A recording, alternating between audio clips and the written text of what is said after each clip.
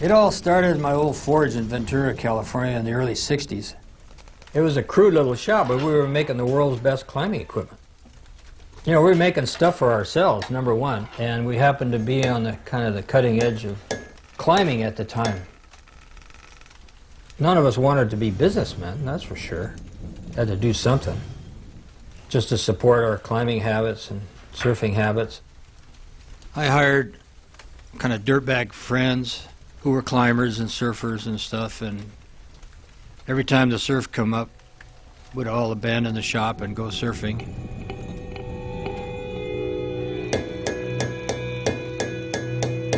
One day in 1968, my friend Doug Tompkins said, "Hey, let's go down to Patagonia and go climb Mount Fitzroy," and picked up a 16mm Bolex camera to record the trip. Loaded the car up with surfboards and climbing gear and took off for a 10,000-mile trip down south. I think from the time we decided to go, it was like 2 weeks before we went.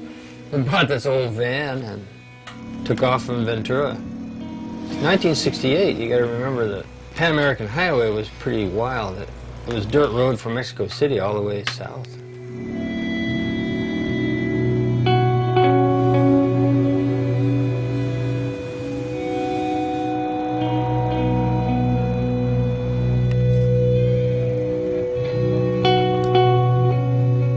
It was like being in Montana or Wyoming 100 years ago. Here we're in an area that's the size of the whole American West, with no people. For those of us that grew up going out into the wilds of the world, where nature was basically untouched, we got into our souls a sense of beauty. That trip had a big influence on both Doug and I. It kind of set the course for what we were going to do later in life. For me, it was the best trip of my life.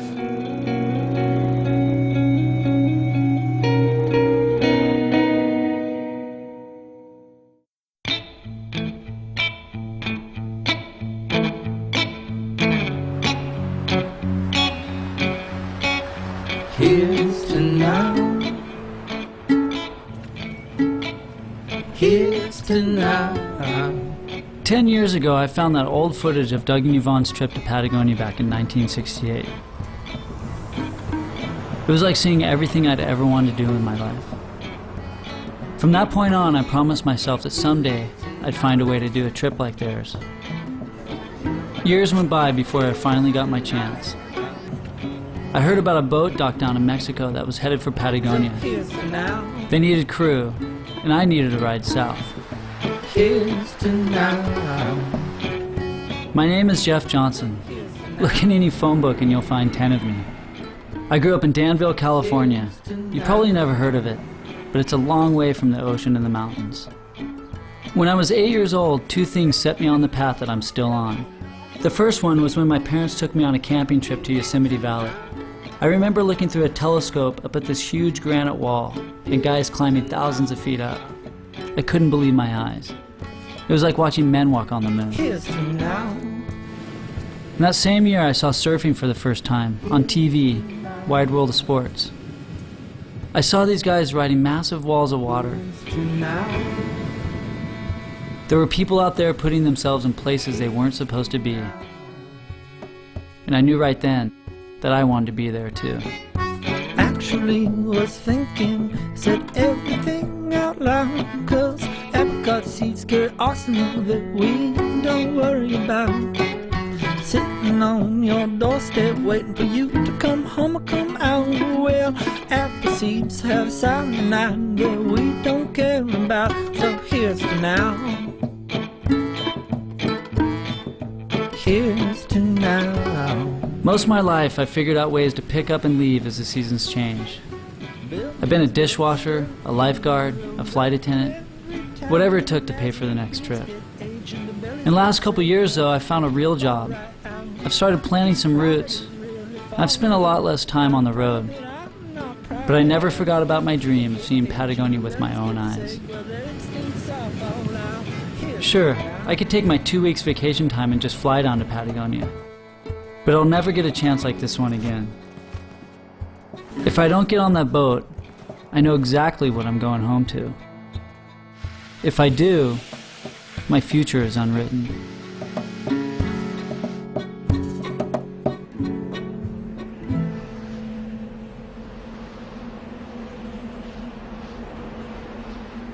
I'm drawn to open country. It's where everything becomes clear, where the world makes the most sense. When I put myself out there, I always return with something new. A friend once told me, the best journeys answer questions that in the beginning you didn't even think to ask.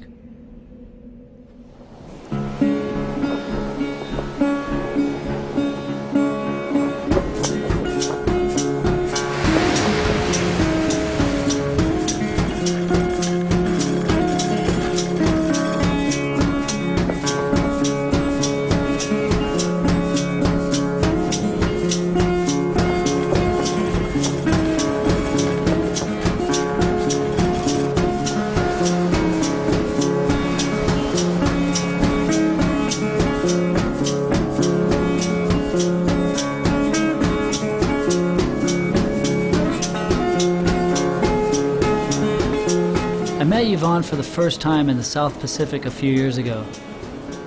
I told him about finding that old footage of his and wanting to get to Patagonia myself.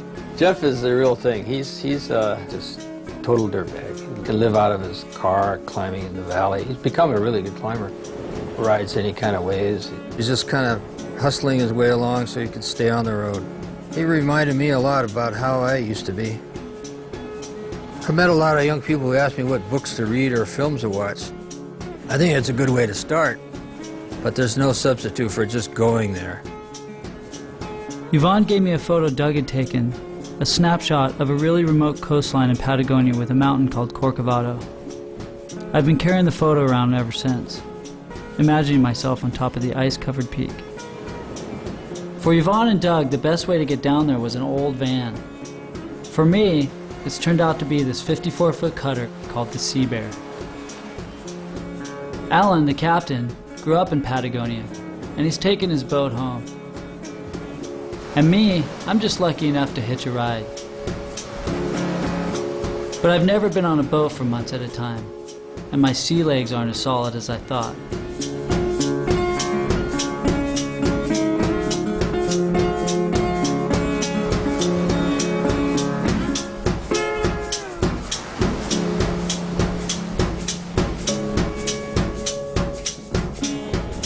Stuff moving a lot, lots of movement. Kind of like the verge of nausea at all times. I'm at a major low point in my entire life. I haven't slept much. I'm trying to sleep right now. I'm doing great. I could vomit at any second. Oh. Ow. Oh.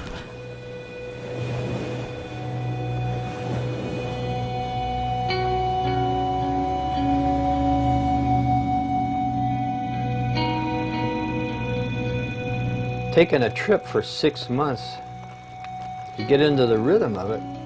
It feels like you can just go on forever doing that. Climbing Everest is the ultimate and the opposite of that, because you get all these high-powered plastic surgeons and CEOs. And, you know, they pay $80,000 and they have Sherpas who put all the ladders in place and 8,000 feet of fixed ropes. And you get to a camp and you don't even have to lay out your sleeping bag. It's already laid out with a little chocolate mint on the top. And the whole purpose of climbing something like Everest is to affect some sort of spiritual and physical gain. But if you compromise the process, you're an asshole when you start out and you're an asshole when you get back.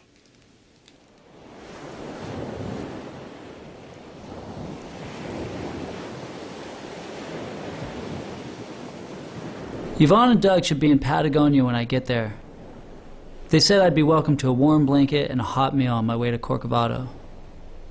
Doug lives there full-time with his wife Chris, and Yvonne will be down there helping them with a big project they've been working on for almost 2 decades. Yvonne also told me the ice on Corcovado could be completely melted if I get down there any later than December. and that can make it really difficult to make the summit. Which brings up one minor detail. I've never climbed on ice before. Even if I had, you still need a crew for something like this. And I couldn't think of anyone better than my two friends, Timmy O'Neill and Keith Malloy. And you can check it by going like this. It's going to be a little abrupt, but watch. Yeah. See? See how it works like that? Yeah. So if the jugs were to mysteriously disintegrate, you would drop onto your gree and it would stop you instantly. Yeah. Timmy has climbed all over the world and put up record-breaking ascents in Yosemite Valley. He's climbed El Capitan in 3.5 hours. Even great climbers can take days. Keith quit the pro surf tour about 6 years ago, and since then he's devoted himself to discovering new surf spots around the world. He's been chased by grizzlies in Canada and shot at by rebels in the Spice Islands. He's a man of few words, but if there's any surf down there, this guy will find it. We thought a good warm-up for Keith would be the North American wall in El Capitan. Yvonne made the first ascent of this route back in 1964 when it was considered the most difficult rock climb in the world. It's still no cakewalk, which was interesting because Keith hadn't climbed much at all. Not to mention, the guy's afraid of heights. First it wanes and then it waxes.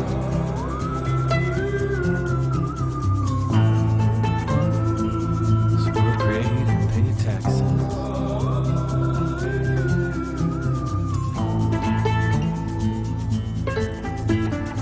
$10 7 comes to 3. Them euros plus 11. Thank the heavens for their elasticity. And as for those who live and die for astronomy,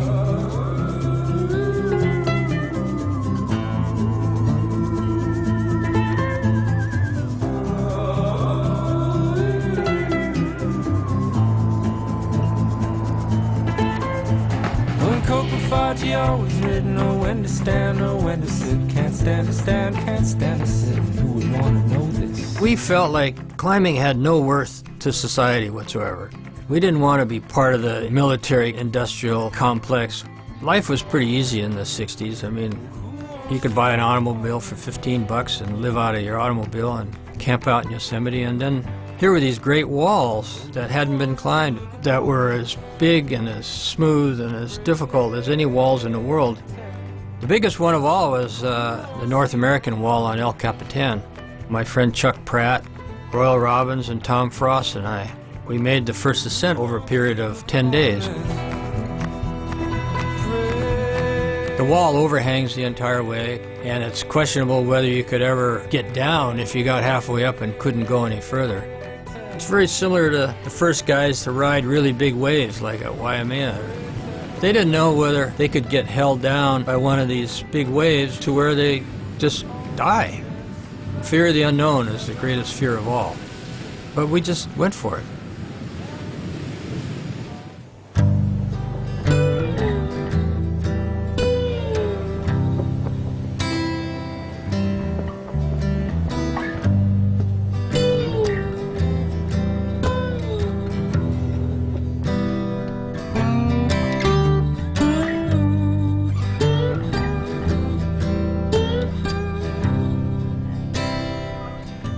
Keith and Timmy couldn't make the long Pacific crossing, but hopefully they'll be meeting me down in Patagonia.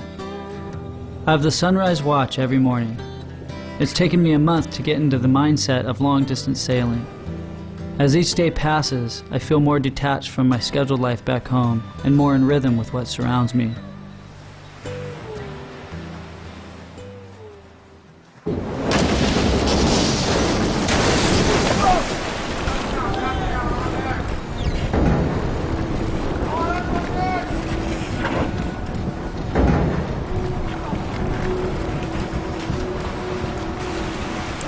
This morning, during my watch, our 70-foot mast was ripped out and snapped like a twig. We were adrift in the middle of nowhere. Everything was down in the ocean, smashing against the hull.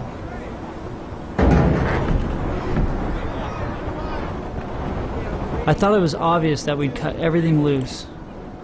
But Alan had a different plan. He came up on deck with a knife in his hand and announced that everything would be coming back on board.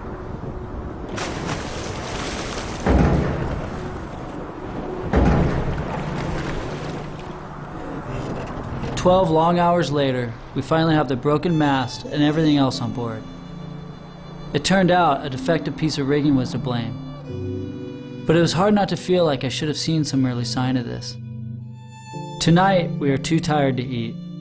We don't have enough fuel to get to mainland Chile, so our only option is to motor 400 miles to Rapa Nui, otherwise known as Easter Island." The word adventure has just gotten overused. For me, adventure is when everything goes wrong. That's when the adventure starts.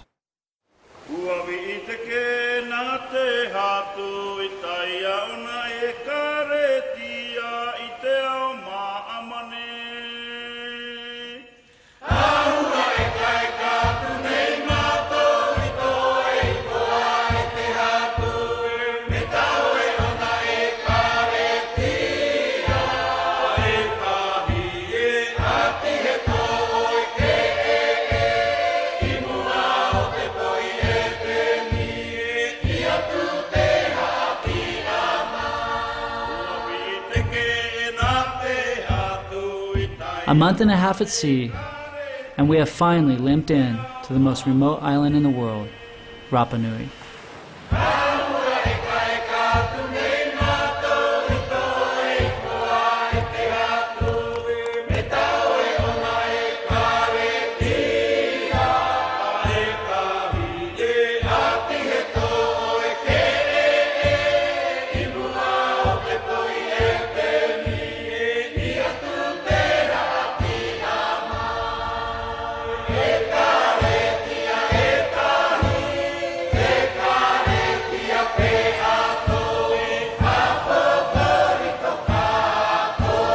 We'd only planned to be on Rapa Nui for a few days to resupply, but it looks like we're going to be here a lot longer than that. The first person I met is a girl named Makohe. I saw her teaching some kids to surf on the inside of the bay. She was born and raised here, and she's promised to show me around the island. It's nearly December, but for the first time, I'm not as worried about getting to Corcovado before the ice melts.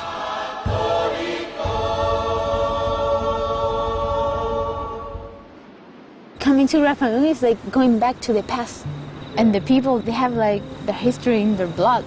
My mom, she used to live in the time when the plane came over the island and dropped something in the ocean. The letters, supplies. Lots changed, huh? Yeah, many things. Yeah, when we were kids, like the entertainment, it was to watch the plane coming and going. And we'll sit in this like big tree that we had in the corner of my house somewhere, and we'll bring sandwiches, and we'll sit and we'll watch the plane come down for the whole time it was there. That was the entertainment? Yes. Everybody watched? Yeah. So you're the first woman surfing Rapa Nui? When I start surfing, there's only these guys in the water, and I've never seen a woman surfing in the water. And I told my brother, can I go there? Because he had so much fun. He said, no, it's only for men. And then one day I told him, oh, take me there, because I want to see. And I went, and it was fun. And I was the only woman for like a long time, maybe 10 years. When I'm in big cities, surrounded by cars or smog, or I just close my eyes and I think about Rapa Nui. The blue sky, the nice people, the ocean, the waves. I just think about that in my mind, and that makes me strong, just having Rapa Nui. I don't want Rapa Nui to change. I want it to be like this.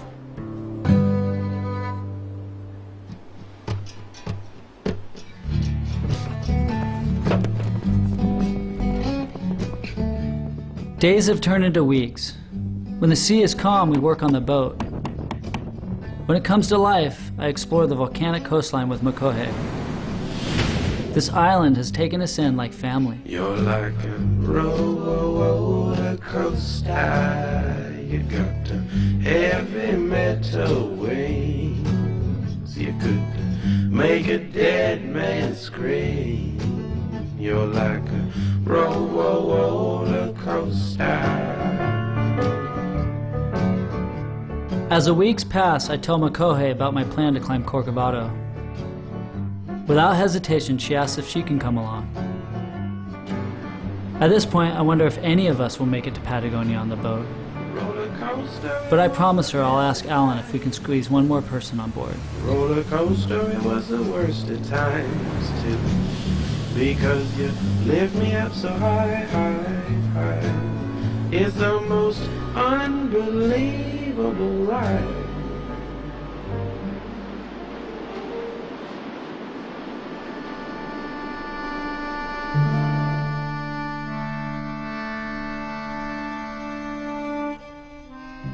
Yvonne had told me about Jared Diamond's book, Collapse, and how Diamond presents Easter Island as a cautionary tale, a grim example of a society that exceeded its resources and suffered the consequences. When the first Europeans set foot on Easter Island in 17-something, all the Moai were all standing upright. But as the population increased, the people started separating out into different little tribes, putting all their time and energy into, outdoing each other, making larger and larger moais. And it became the central focus of the entire society. It took priority over survival almost. And eventually they would cut down their entire forest to transport these giant carved stones. And this became such an obsession that they depleted the island's resources and led to tribal warfare, cannibalism. And eventually the population of the island of 30,000 was finally reduced down to 111 people. I've met Jared Diamond a few times and talked about his book, Collapse, and how all the different societies of the past that he studied that have collapsed. And what does that mean for our society? And in the end, he really says that we're making all the same mistakes that all these other societies have made. As the story of Easter Island goes, so goes the planet. It's a haunting thought, and I'm beginning to see these statues a little differently. I remember a quote I read one time from Aldous Huxley. It never resonated with me much until now. He wrote, "Men do not learn very much from the lessons of history, and that is the most important of all the lessons of history."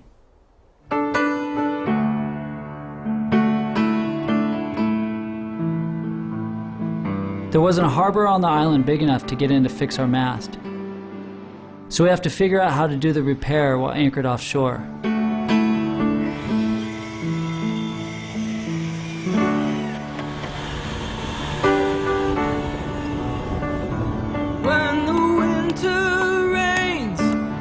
Pouring down on that new home of mine, will you think of me and wonder if I'm fine?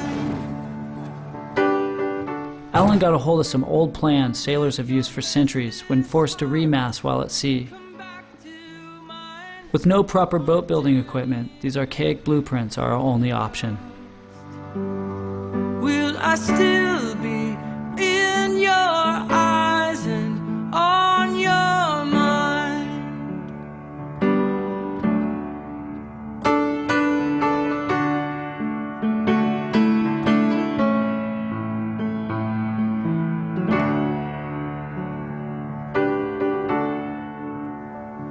Now I'm going back to my hometown on a journey through the past, and I won't be back till February comes.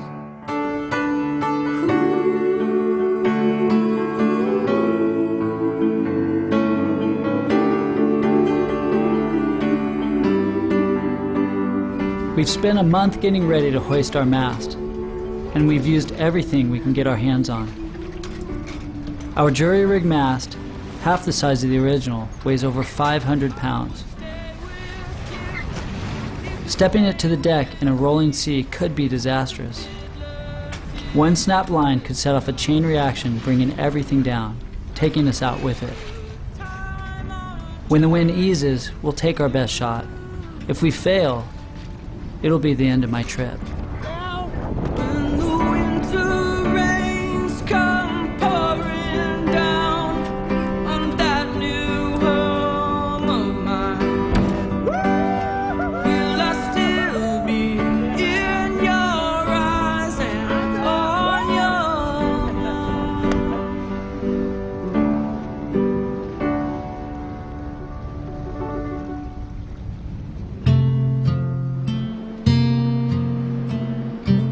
Almost a month on Rapa Nui. Soon we will pull anchor and start our 2,300-mile crossing to Chile. I've always felt better on the move. As soon as I learned to walk, I was running. Today, though, I wouldn't mind staying here forever.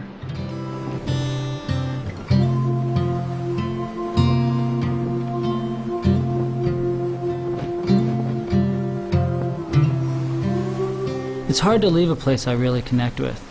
I tell myself I'll be back, but I know there's a good chance I never will. The good news is, that question I asked Alan about whether or not we had any extra space on the boat, well, we do, and Mokohe's coming with me to Corcovado.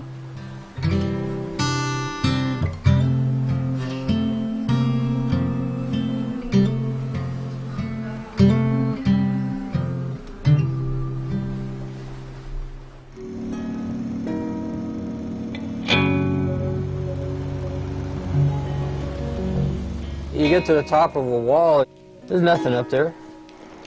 Lionel Terray, the great French climber, called it the conquistadors of the useless. Yeah, the end result is absolutely useless, but every time I travel, I learn something new, and hopefully I get to be a better person. When you've had a whole life in the outdoors, you realize that you have a sense of responsibility to protect these wild places.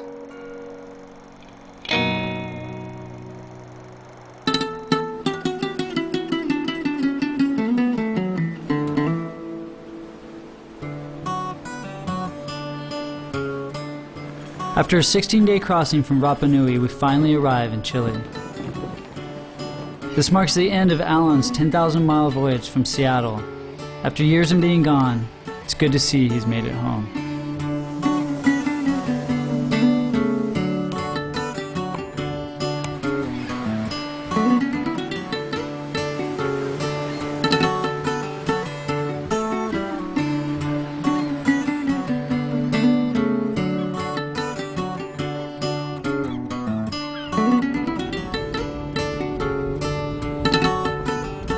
The Sea Bear will be months in port, waiting for a new mast, so Mokohe and I decide to keep moving south. Mokohe has a friend from Pichilimu, a town south of here. He's a big wave rider named Ramon Navarro, and his roots here go back generations. She thinks he'll have a place for us to stay, and since his dad is a fisherman, he might have ideas in finding us another boat to Corcovado. And my mom say my grandpa, he traded the land for one horse. Right in here? Yeah, all where my house it is and all around. 50 acres, maybe more, for one horse. My whole family come from here. So I have my roots in here, and I see a lot around the world what happened and what the people coming with money and change everything. We don't want to change the best and the more beautiful place we have in here. We're gonna fight for that, man.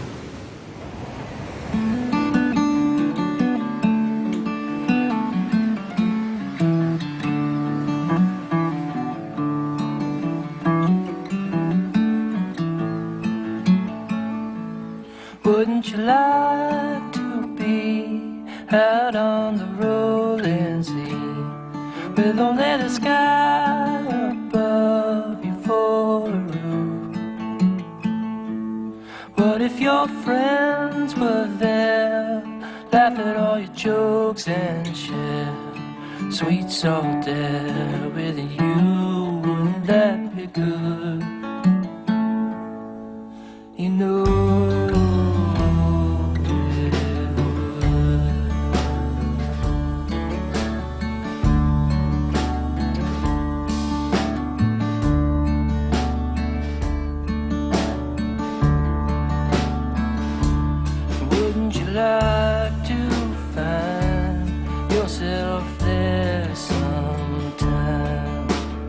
ducking when the bow swings your way.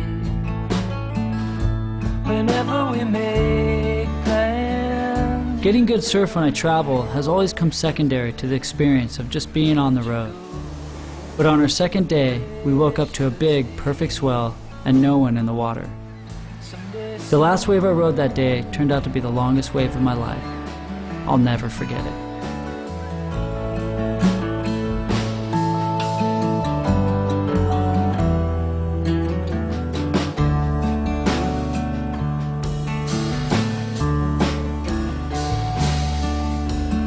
Nothing escapes the rolling sea,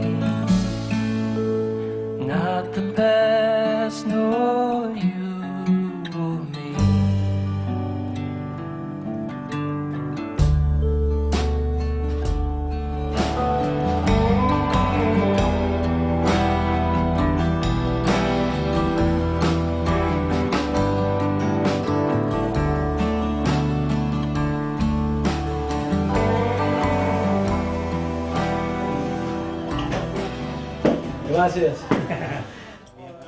Ramon's parents watched the ocean change when big commercial fishing companies arrived and destroyed the local fisheries.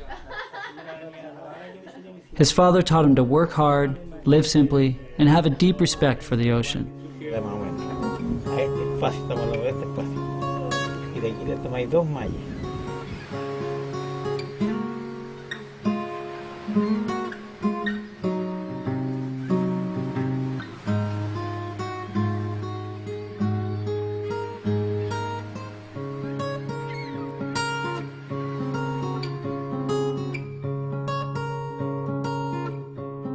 Mira, este es como después del mar y la tierra, por supuesto que es la fuente más importante que hay.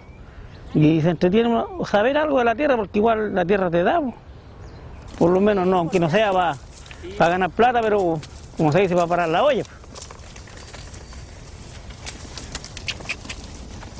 Aprende la experiencia que le puede transmitir a los más jóvenes del mar, ¿no? Que hay que tener respeto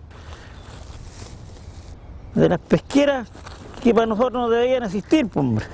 Esos son los enemigos de nosotros, que empezaron a llegar a la orilla eso y se los perdieron los cardúmenes que antes pillábamos. Los jureles salían a la orilla y todo, y ahora para comer jureles hay que ir a comprarles a dónde. Ramon tells me that today, the biggest threat they face are the pulp mills popping up along the Chilean coast. Pelear en contra de la celulosa es como pelear como un gigante. Nunca el gobierno ni la CONAMA nada ha tenido un proyecto grande de contaminación, ya sea celulosa, de emisario submarino, de botar desechos al mar, minería y todo eso. Constitución en los años 50, creo, era como el balneario top de Chile. De un día para otro pusieron la celulosa y mataron todo. Mataron la pesca, mataron el pueblo, mataron el alma del pueblo. Y es muy triste porque está casi todo Chile contaminado hasta el día de hoy.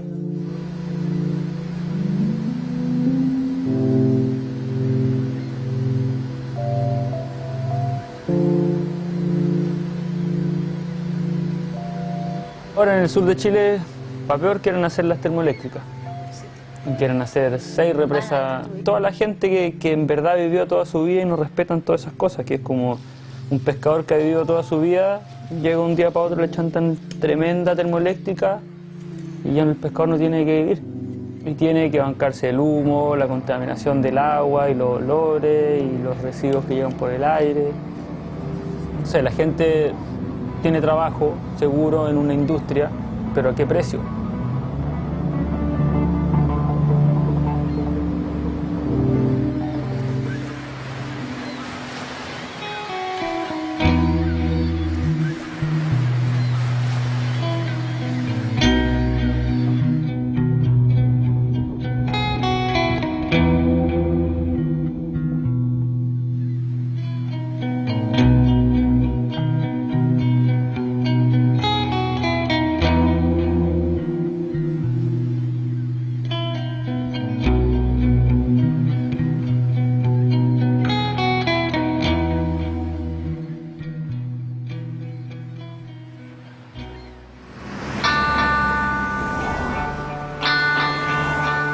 Here I am in the city after 3 months at sea.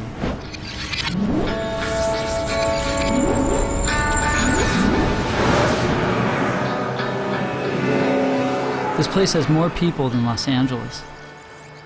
Right now, they're building a 3 million square foot shopping mall and an office tower that will be the tallest building on the continent. I find myself thinking about the collapse of Rapa Nui. Growth is inevitable, but can we maintain this momentum in the long term? Being here reminds me of my life back home, and I'm beginning to think about my own use of resources.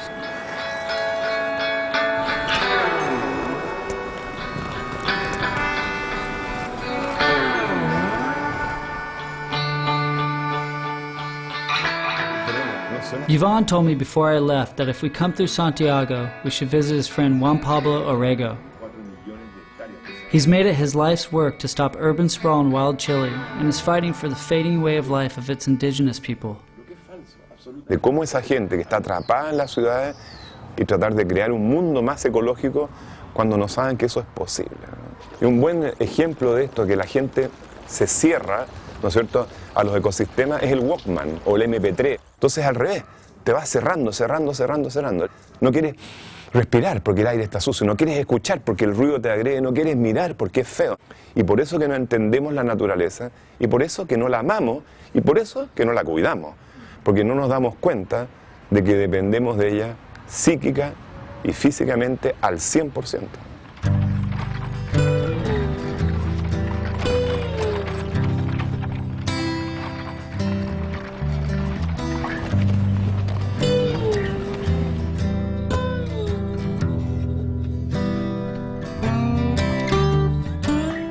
My old friend Keith Malloy has finally caught up with me.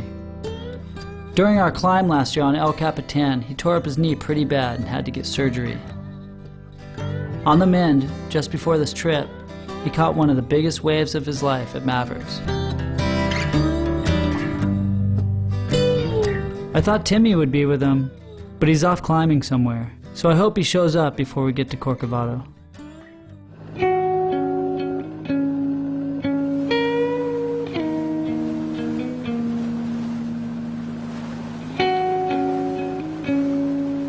We've come to a point where the road ends and the land begins to break apart, so we found a local boat to take us on the last leg to Patagonia.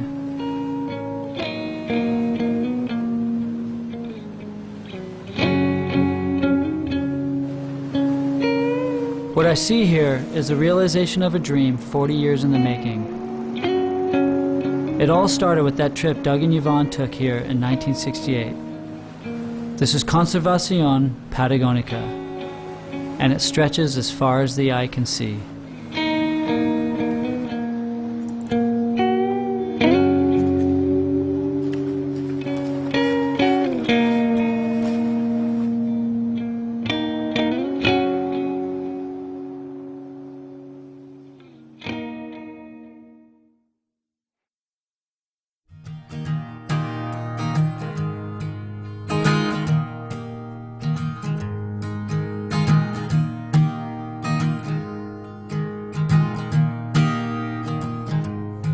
All my friends are getting older, I guess I must be too.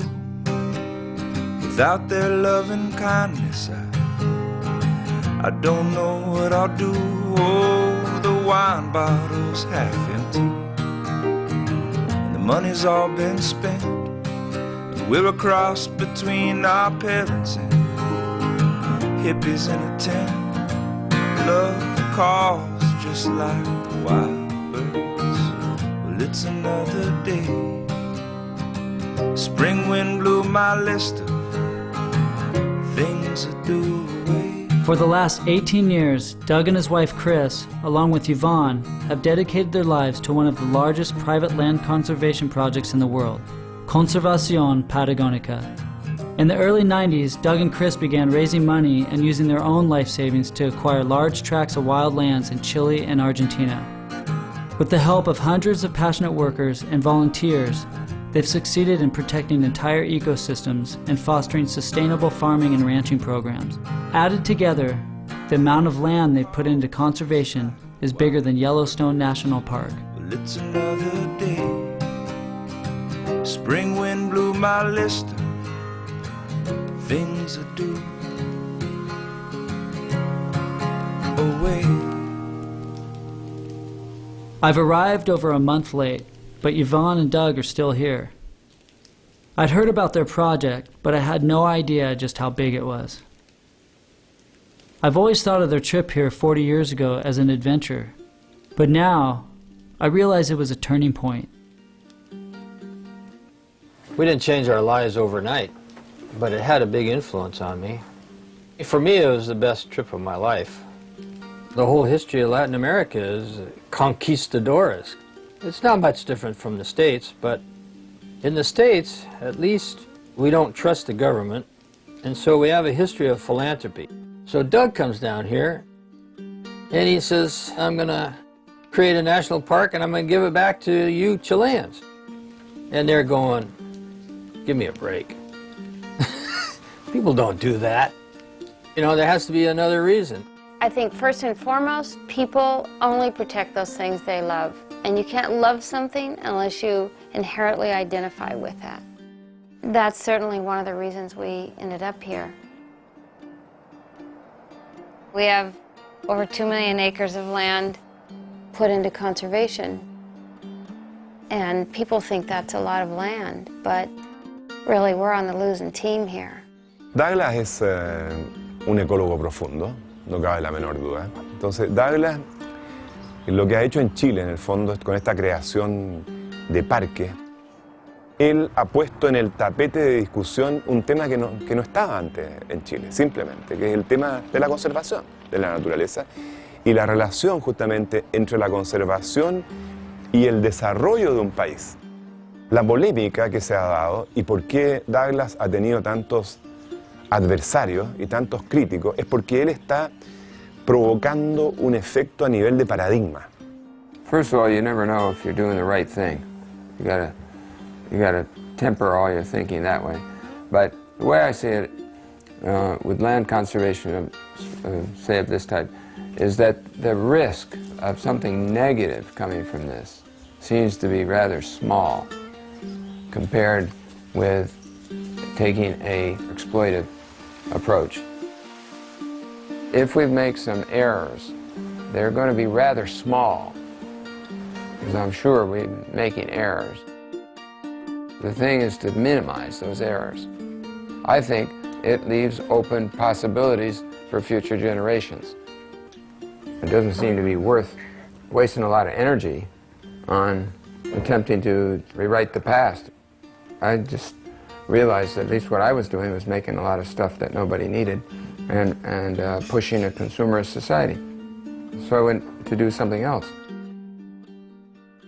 We're really different. We have the same viewpoint of the world and where it's going.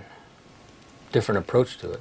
He's more bothered probably about the end of society and mankind and stuff than I am, because he wants to do something about it. And I'm just kind of a laid-back Zen Buddhist and just say, well, you know, I'll do what I can and so be it. Well, I'm going to tell my buddy Yvonne that good Buddhist has to take his bodhisattva vows, which means that before self-enlightenment, one has to end the suffering in the world.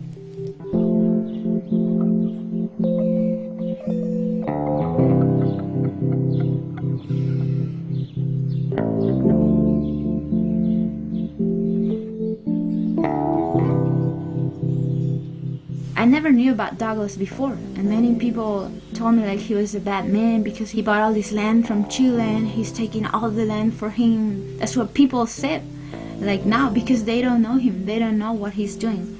And for me to get to see that, he's an example that many people should follow. The solution, I think, it's in all of us, and I learned that in the South with Douglas. In a way, I saw the future of Rapa Nui too. Here we're germinating from seeds and different species. First of all, we're just doing general restoration work and reforestation. Here we have Alerce. They're from Lago Negro, so they have in different places. Since you can't find these species in regular nurseries in any numbers, we realized that we had to start our own tree nursery. Blink hard enough, blink long enough, now you're sleeping. Blink hard enough, blink long enough, now you're sleeping.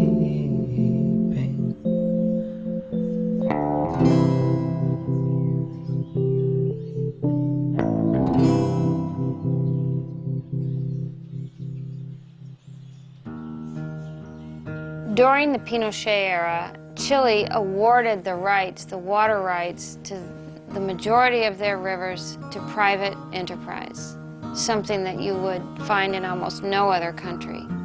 And the result of that is the Spanish energy company, Endesa, they have been rather methodically going through and establishing energy projects in the form of dams on rivers throughout Chile.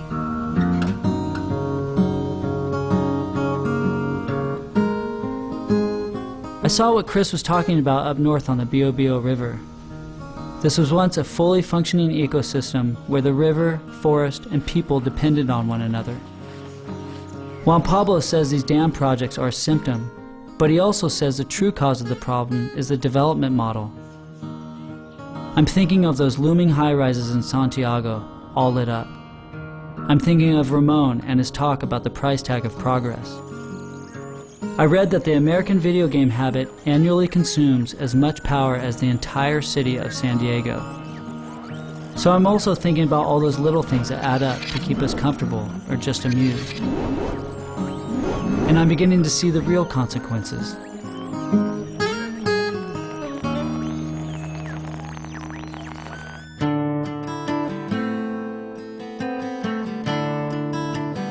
Better late than never.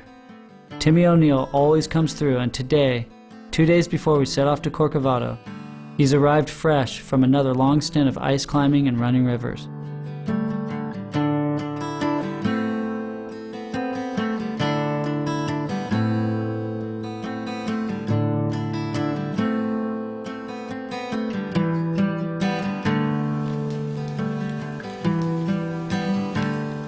All in here, you know, there are big long beaches and so forth. I'd say not as much up in here. And especially there is where you get this exposed, and there's kind of the open ocean out of there, and you get these swells that are kind of unimpeded that are coming in there, and they hit right in this area here. And if you got the boat, you can, depending on what kind of weather it is, hopefully you get some kind of storm. You get some storm swells. You ever been in this area in here? Yeah, you want to just trek along here, and you'll go comparatively fast up the gully, and then you'll get slowed down as it starts into the thing. And this gets up to about... Doug is the only person who's ever stood on top of Corcovado. In the early 90s, he and a friend set out to do the first ascent. It took him 3 long days just to get to the base. When they reached the top of the glacier below the steep summit pitches, his climbing partner decided to turn back. So Doug climbed the rest of it alone, soloing the last few hundred feet of technical ice without a rope. I must say, that's pretty wild what he did. You know, you got to think about not only getting up, but you got to think about getting down. There's no anchors to rappel or anything like that. He had to down climb a lot of that. That was a great climb. It's never been repeated.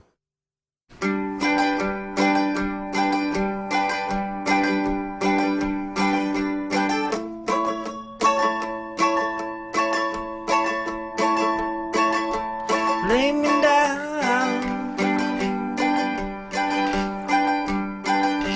lay me down.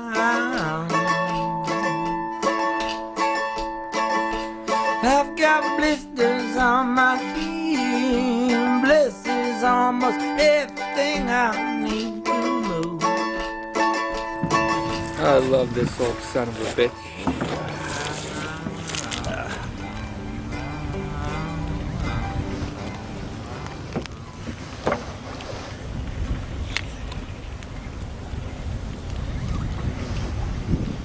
You know where I want to be right now?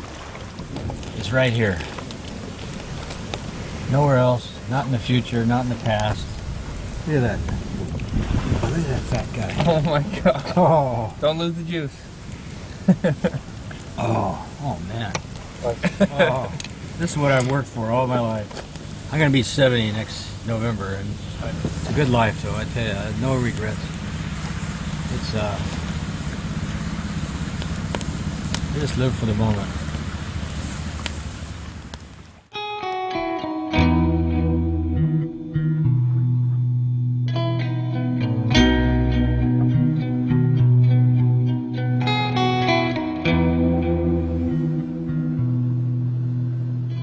We're making our final passage to Corcovado.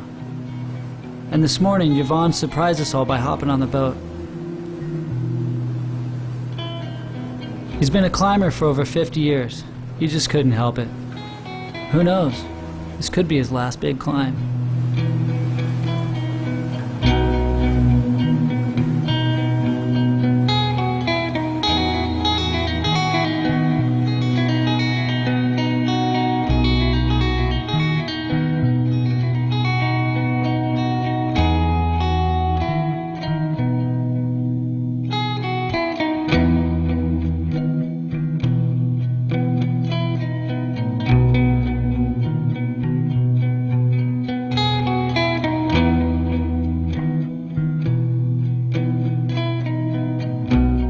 We're 2 days out and the clouds have finally lifted from the mountain.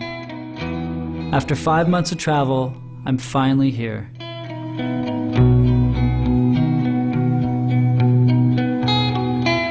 It's hard for me to believe that in only a few days we will be up there, standing on the summit.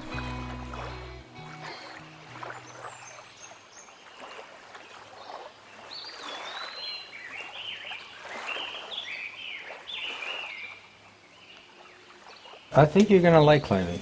Have you climbed with women before? Oh, they're great climbers. Really? Yeah, I think so. But You think I'll be a good climber? yeah. So you always want the ice axe on the uphill. That's the position of balance, okay? This is out of balance because it's easy to fall over, right? Keith has figured out that the Corcovado coast is more sheltered from swell than we had originally thought. Turns out this place needs a really specific swell direction from the south. But Keith got a report of some movement off Cape Horn, so he's opted to stay back and scour the coast for waves while the rest of us head up the river. Oh, gotta see, gotta know right now. What's that writing on your everything? It isn't anything at all. Oh, gotta see, gotta know right now. What's that writing on your shelf? In the bathrooms and the bad motels. No one really cared for it at all. Not the gravity plant.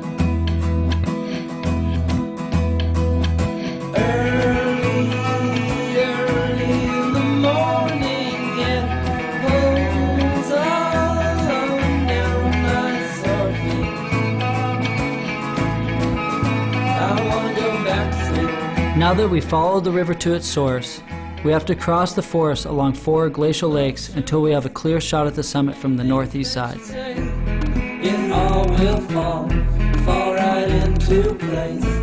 As fruit drops, flesh sinks, everything will fall right into place. When we die, some sink and some lay, but at least I don't see you float away. And all the spilled milk, sex and waste, it all will fall right into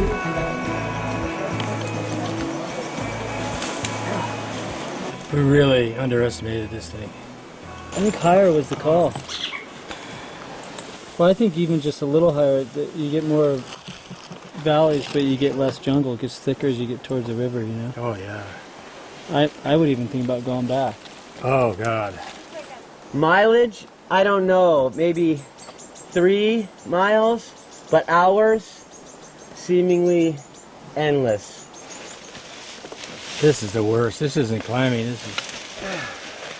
But you know, you could take a helicopter right to the snow line and climb it, but that's cheating. I guess this is what makes the climb. This crap.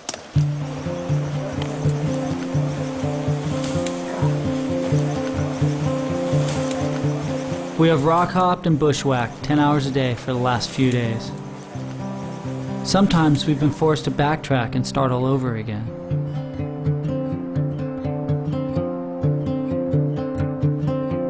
We've been in this section of the new park for 3 days now. I've spent a lot of time in places I thought were wild, but I've never seen anything like this.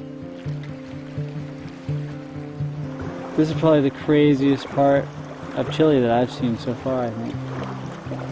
I don't think very many humans have been up here.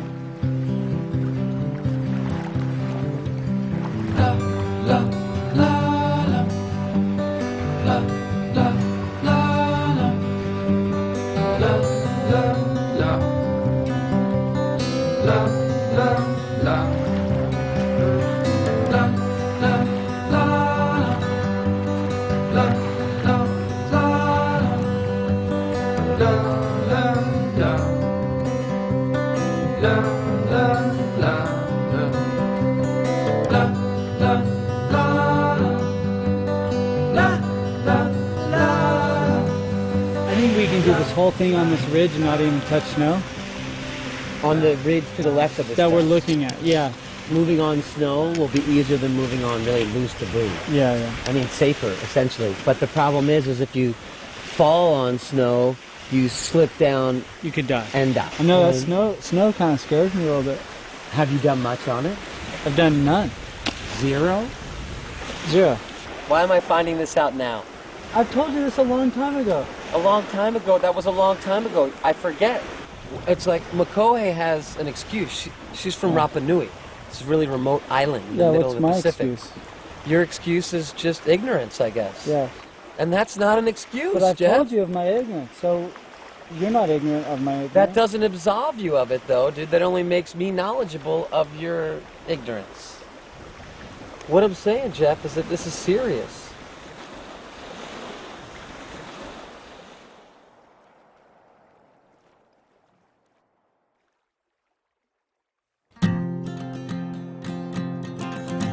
We got to camp last night around dark and woke up at 2 a.m. to push for the summit.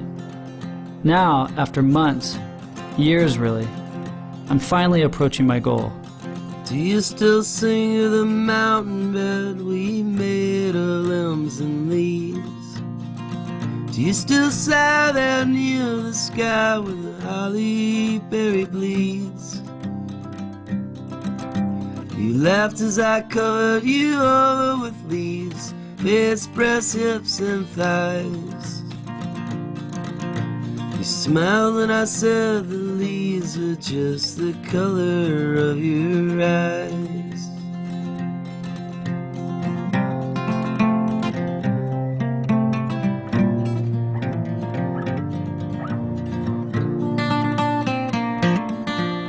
Keith is somewhere below us searching the Corcovado coast for surf.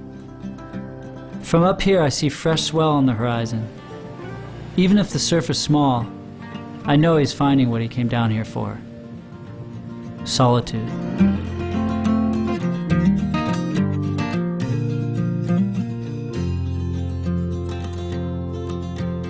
Rosin smells and turpentine smells from eucalyptus and pine. Bitter taste of twigs we chewed where tangled vines twine. Trees held us in on all four sides so thick we could not see. I could not see any wrong in you and you saw none in me.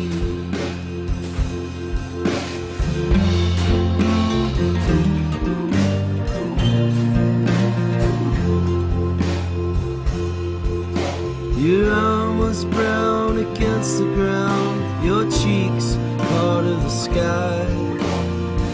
Your fingers played with grassy moss as limber you did lie.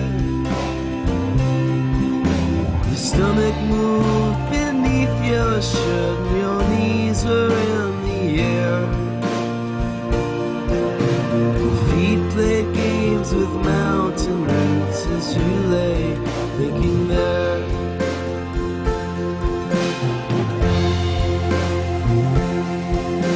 Below us the trees grew clumps of trees, raised families of trees, and they, as proud as we, tossed their heads in the wind and plundered seeds away. The sun was hot and the sun was bright down in the valley below. The people starved and hungry for life, so empty, come and go.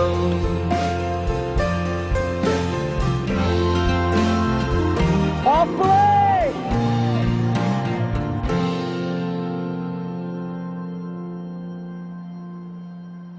At the edge of the ice field, my worries have become a reality.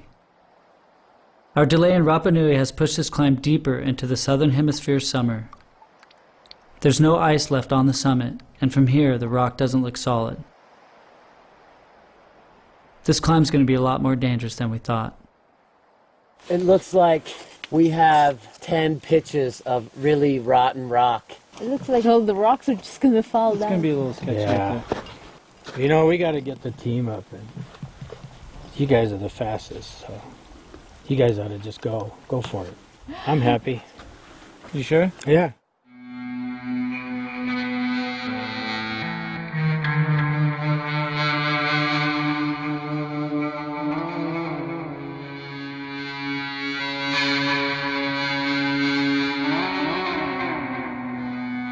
We rope up and prepare to make our move from solid ice to crumbling rock. We are unsafe here at best.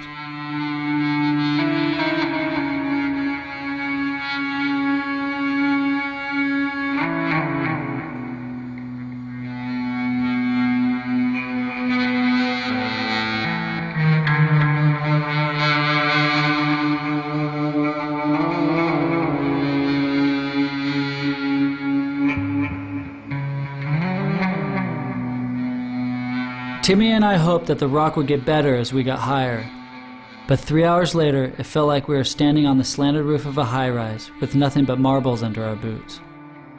We were only 200 feet from the top, but we had to face the facts. I'm not sure if we should continue because it seems literally like the next pitch above me is the worst unconsolidated nightmare I've ever seen. We've climbed about 500 feet of this bullshit, and the worst is right in front of me. These loose boulders here hold, oh my lord, hold this block, which holds this block, which holds our equipment in the crack. Oh, whoa, whoa, whoa. Rock. This isn't a good option. Hey, Jeff! It doesn't seem like it's worth risking my life, but we still have to get down!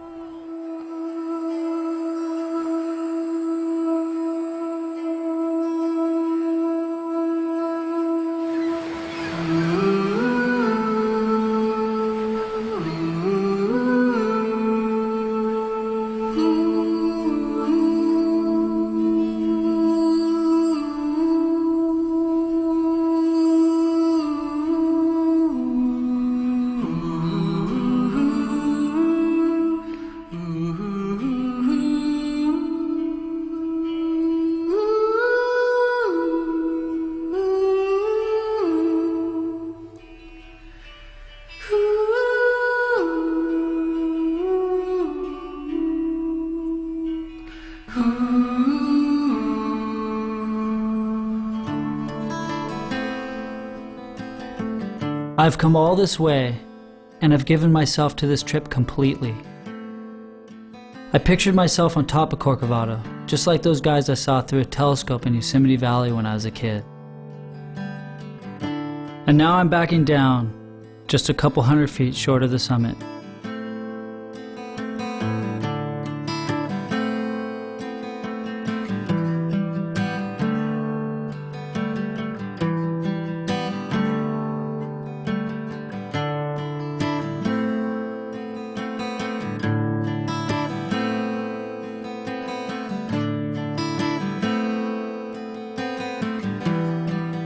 I wouldn't take back anything I experienced along the way.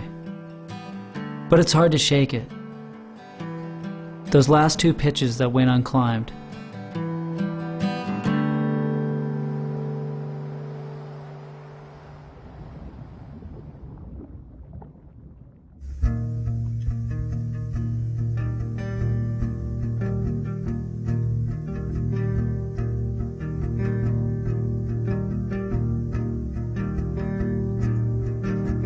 Grab some grapes and leaves, man, you can never tell.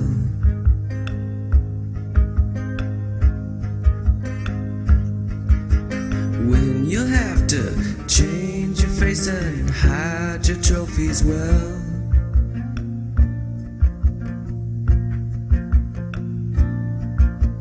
Coming down the mountain, going to your home.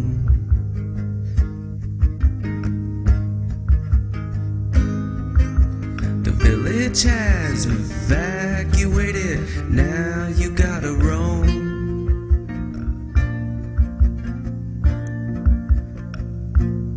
Your feet could start to moan, and your eyes don't see too clear.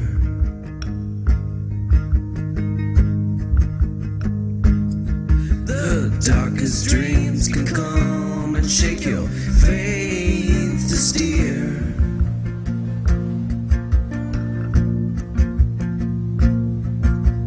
Remember the sun. When those guys came back, they were pretty shot and pretty discouraged that they couldn't climb it.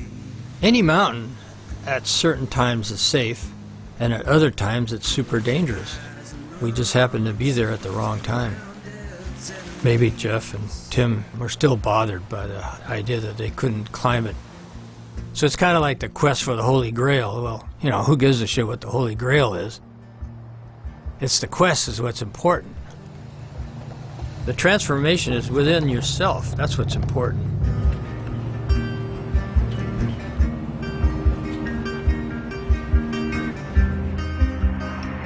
It's been nearly 6 months since I left home to climb Corcovado. But getting shut down doesn't mean my trip is over. The biggest project for Conservación Patagónica is even further south, and that is also where the dams are to be built. But the locals are getting more and more organized in their opposition. They have created a grassroots organization called Sin Represas, which means without dams. We've been seeing their signs and banners everywhere. Remember the sun before you awake.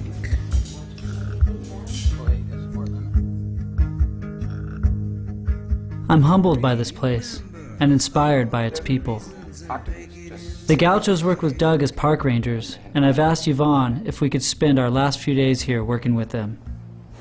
Hay gente que está en Santiago o en diferentes ciudades, entonces ellos no tienen el cariño de eso.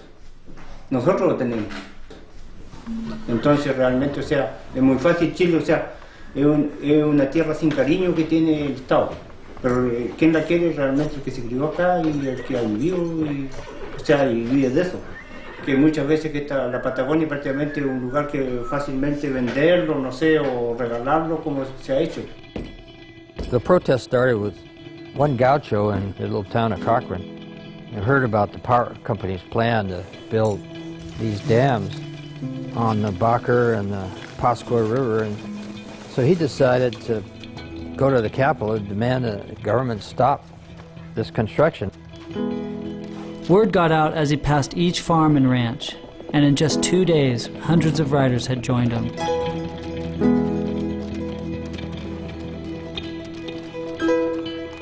Pedirle con todo corazón, como buen chileno, hagan un poquito más reflexión.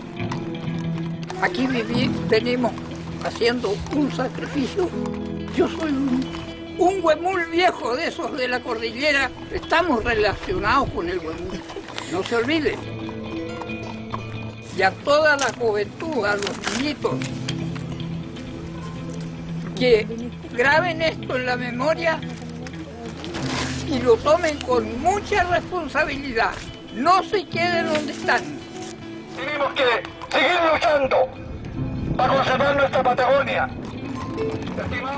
4 days later, when they arrived at the steps of the power company in protest, there were over 300 riders. La represa yo creo que está metido el gobierno, está aprobado, y eso es penoso para uno porque realmente no es tanto para mí, la familia que hay atrás. Ese es el problema.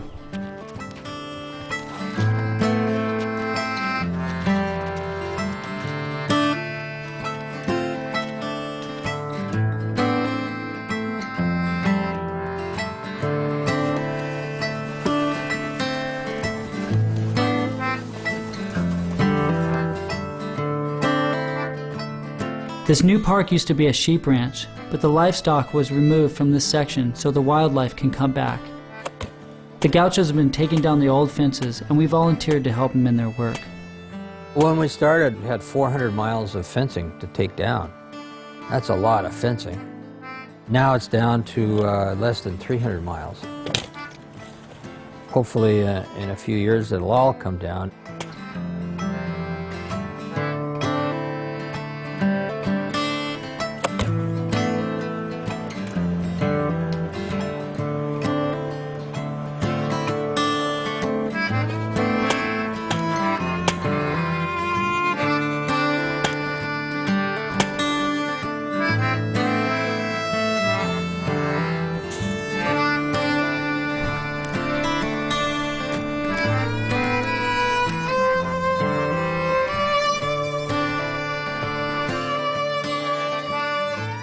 Almost immediately, the Wanako and all the other wild animals come back and take over the territory. It's a small but satisfying restoration of the natural order of things.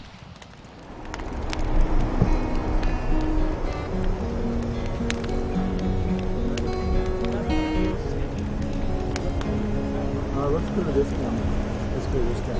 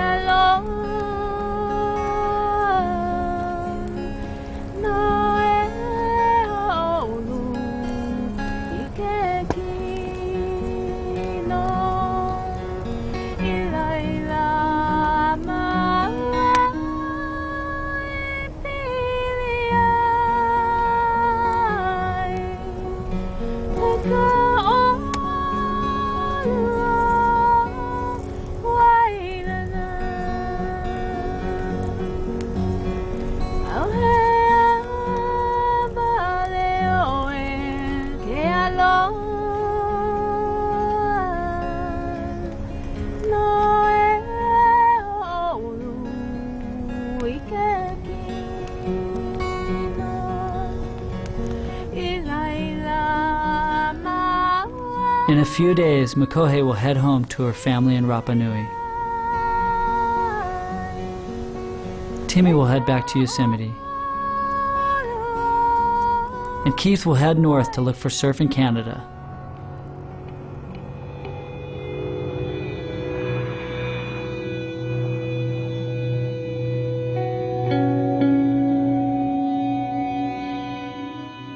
This journey was like going back in time. Like seeing North America before it became dominated by industry. But for these people, it's not some nostalgic trip into the past. It's their present. Their hard work and ability to live simply with the land is proof that we can learn from tradition. These people have shown me that if you love a place, you have a duty to protect it.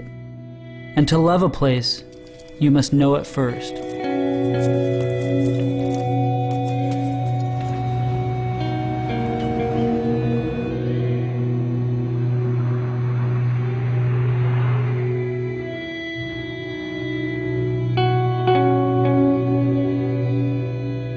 This is one of the rivers the Gauchos have been trying to protect, and where one of 5 dams is supposed to go in.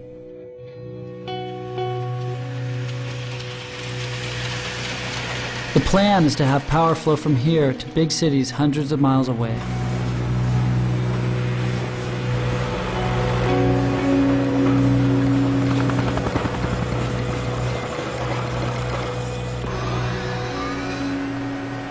I'm certainly no expert, but those fallen statues in Rapa Nui are seared in my memory, lying face down in the dirt. It's like they're trying to tell us something. I left home 6 months ago to follow in the footsteps of my heroes. A bit of surfing, some climbing, lots of unspoiled terrain. Pretty simple, really. Well, I got all that. But along the way, I've also begun to make connections that I never thought much about. In these far corners of the world, I'm seeing the effects of encroaching progress.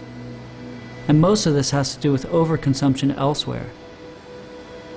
It's easy for us to blindly consume when we don't see the effect it has on other places. The hardest thing in the world is to simplify your life. It's so easy to make it complex. What's important is leading an examined life, because most of the damage caused by humans is caused unintentionally, I think. In response to people saying you can't go back. So, well, what happens if you get to the cliff and you take one step forward, or you do a 180-degree turn and take one step forward? Which way are you going? Which is progress? Solution may be for a lot of the world's problems is to turn around and take a forward step. You can't just keep trying to make a flawed system work. My whole life, I've been drawn to open country. I always return home a little different. But I know now we can no longer take it for granted. When open country is gone, we will be gone with it.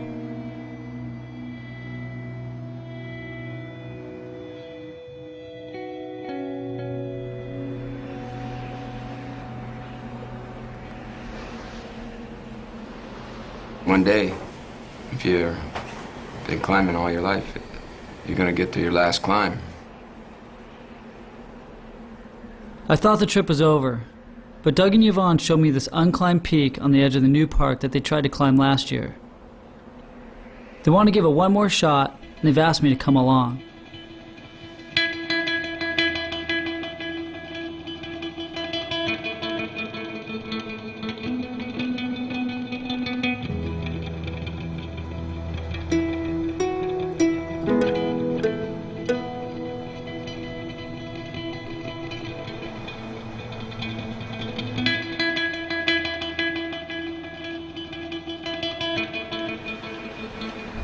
What do you want to call the route? Nothing. Just climb it. Walk away.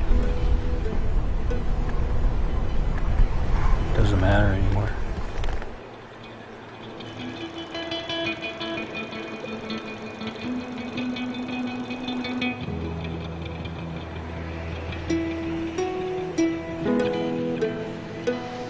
Each of us in our own way got to do something.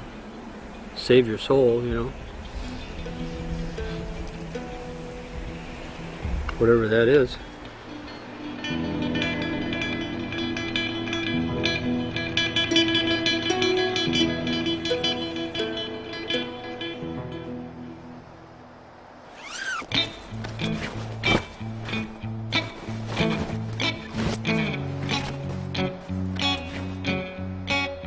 Here's to now.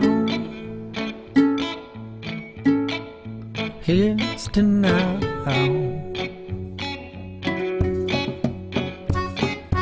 Actually was thinking, said everything out loud, 'cause apricot seeds carry arsenal that we don't worry about. Sitting on your doorstep waiting for you to come home or come out. Well, apple seeds have cyanide that we don't care about. So here's to now. Here's to now. Buildings built sturdy, rolled up in every town. As the beans get aged and the bellies get sag, well, the people fall right out. If pride is really falling, I'm proud that I'm not proud. As the people get aged and the bellies get sag, well, their instincts all fall out. Here's to now. Here's to now. Here's to now. Here's to now.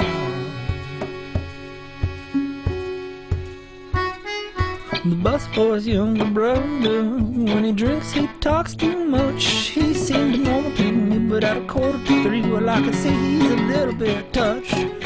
Actually was thinking, said everything out loud, 'cause apricot seeds carry arsenic that we don't care about. Here's to now. Here's to now. Here's to now.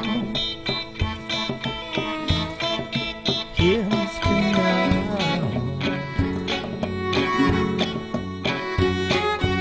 Actually was thinking, said everything out loud. Actually was thinking, so here's to right now. Here's to right now.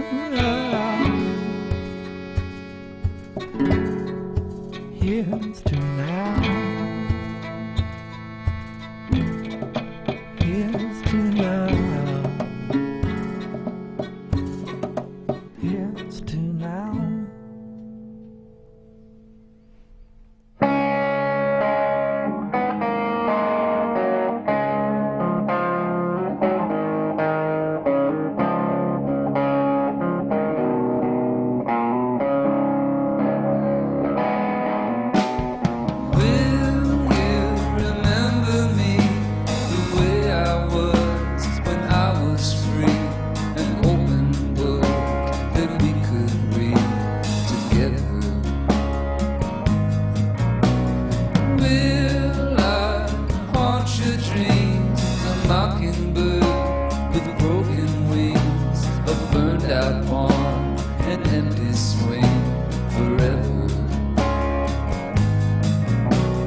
Time turns and then it flies, a waterfall of lullabies, a smiling girl with crying eyes, forget her.